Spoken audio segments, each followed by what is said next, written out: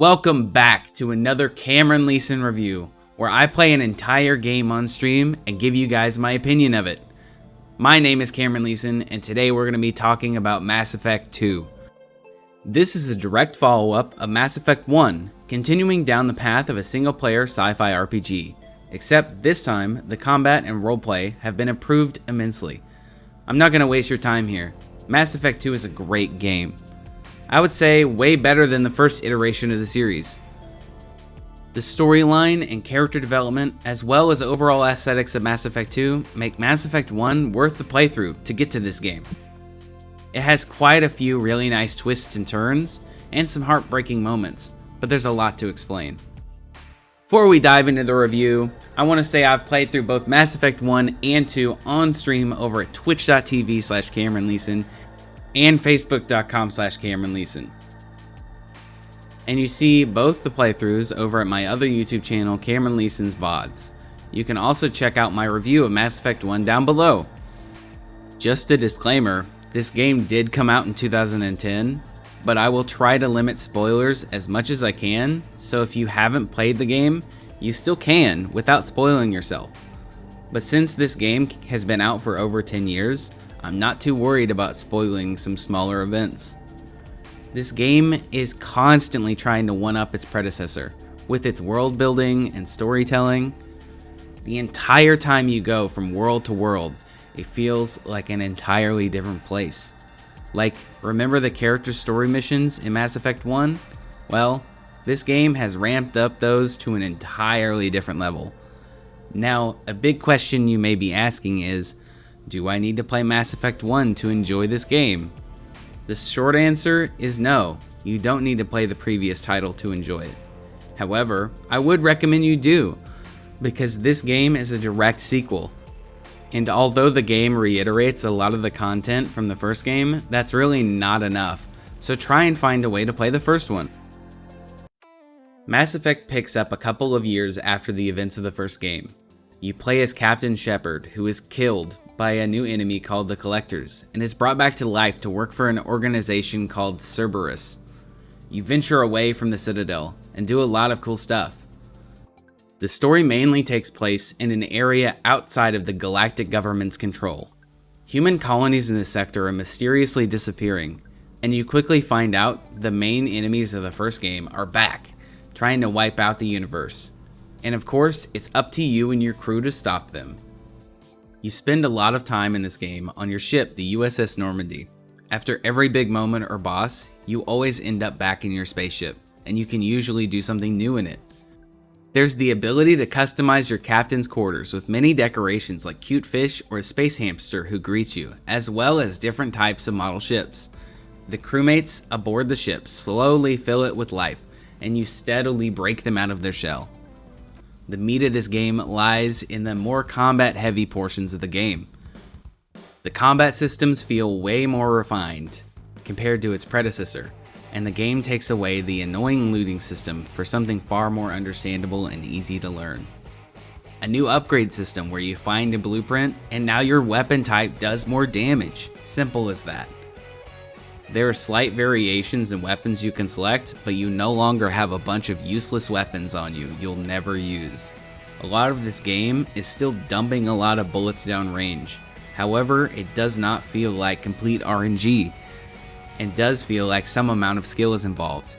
There are a ton of enemy types in this game, as there are a lot of different species of creatures around the galaxy. The boss fights also felt surprisingly epic when they would happen. Just like the previous game, some merchants sell various pieces of equipment needed for your character, such as increasing your ammo capacity or damage. You'll have to use different kinds of ores in order to level up your equipment. This can be achieved with a mining minigame where you scour a planet with a radar to find resource spikes, and then send a probe at them to mine the materials. This minigame takes a lot of time and effort, and generally, you are greatly rewarded.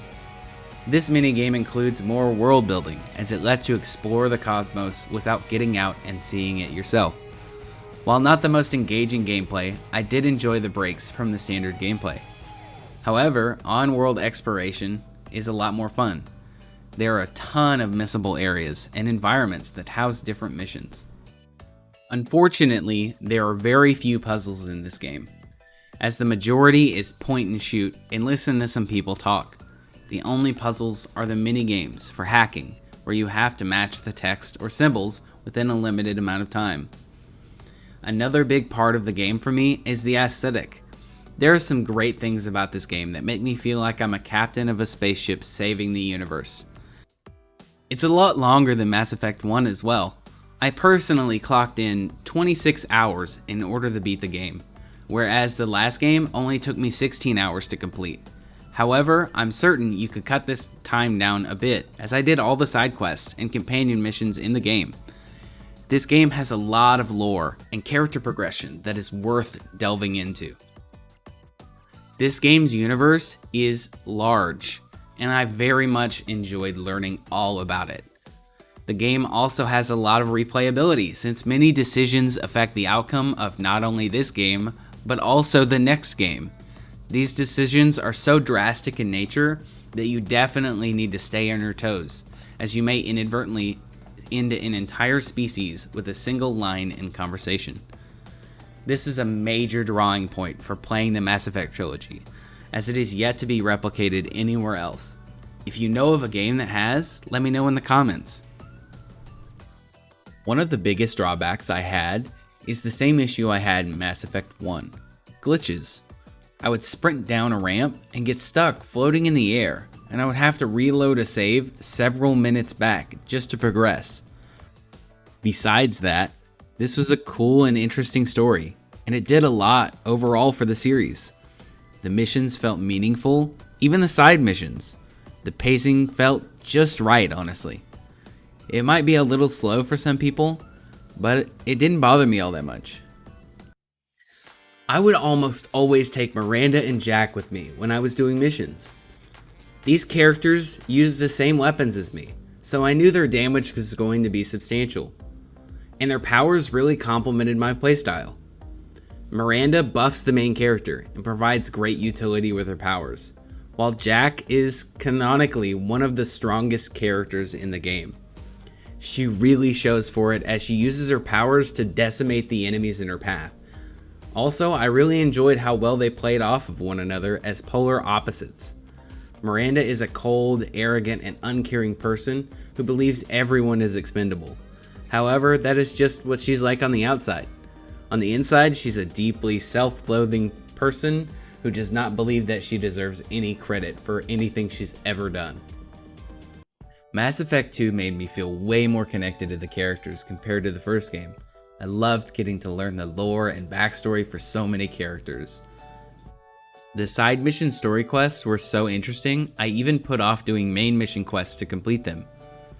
You're even offered the chance to grow your bonds with the crew on board, such as Joker, the spaceship driver, and Kelly, the spaceship counselor. They always have something new to say every time you complete a major mission. The crew that you take with you on missions also present unique dialogue throughout the game. Some characters even interact with each other. These characters truly feel alive. The devs really stepped up to the plate with the character progressions and make you truly feel an emotional connection. Just by doing the side missions, you can earn certain perks that increase Shepard's damage in some way and unlocks a new skill tree for each character. A character that shows off enormous character progression is Jack, who I chose to romance in this playthrough. In the beginning, Jack is moody and tough. She's known as a cold-blooded killer, and she pushes everyone away. But as you talk with her and dive deeper into her quest, she slowly starts to relax with you and opens up, allowing you into her life as a romantic partner. This character's progression is unlike anything I've seen in most other AAA titles. I think this is a really memorable game, and it really enveloped a lot of emotion from me that I didn't think it would. I think if you're a new science fiction fan or an old one, this game definitely is worth playing. This was a really cool experience that I would recommend. I personally would give this game a solid 9 out of 10. Super solid game. I've given you some pros and cons, and of course, my opinion of it, and I would love to hear yours in the comments down below. If you've played the game before, let me know what you thought of Mass Effect 2, or maybe who your favorite character was. Anything at all in the comments down below. While you're there, why not like and subscribe? Thank you guys for watching. I'm CameronLesan, and I'll see you next time for my review of Mass Effect 3. Peace.